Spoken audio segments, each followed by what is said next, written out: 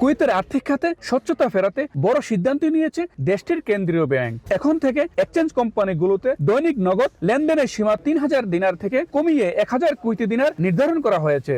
শক্তিশালী নিয়ন্ত্রক ব্যবস্থার অংশ হিসাবেই এই নতুন নিয়ম কার্যকর করা হয়েছে।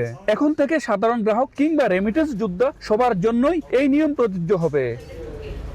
দেশটির কেন্দ্রীয় ব্যাংক জানিয়েছে, নগদ লেনদেনের ঝুঁকি কমাতে এবং অর্থ পাচার ও সন্ত্রাসী অর্থায়ন প্রতিরোধে এই উদ্যোগ। এক্সচেঞ্জ কোম্পানিগুলো এখন থেকে একদিনে কোনো গ্রাহকের কাছ থেকে ১,০০০ কুয়েতি দিনারের বেশি নগদ অর্থ সরাসরি গ্রহণ করতে পারবে না। তবে লেনদেনের মোট অঙ্কের উপর কোনো বিধিনিষেধ নেই। যদি কোনো গ্রাহক ১,০০০ দিনারের বেশি পাঠাতে চান, তবে তাকে নগদের পরিবর্তে ব্যাংক অ্যাকাউন্ট বা কেন্দ্রীয় ব্যাংক অনুমোদিত ডিজিটাল পেমেন্ট মাধ্যম ব্যবহার করতে হবে।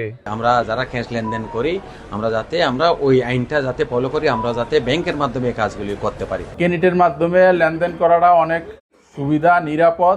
ক্যাশের মধ্যে অনেক ঝামেলা থাকে, রিস্ক থাকে, তো এই জন্য আমরাও কেনিটটারই সাপোর্ট করি। আর্থিক খাতের নিরাপত্তা নিশ্চিতে এই পদক্ষেপকে ইতিবাচক হিসেবে দেখছেন সংশ্লিষ্টরা। এর ফলে প্রবাসীদের ব্যাংকিং চ্যানেলের উপর নির্ভরতা আরো বাড়বে বলে মনে করা হচ্ছে। মঈন সুমন, সময় সংবাদ, কুয়েত।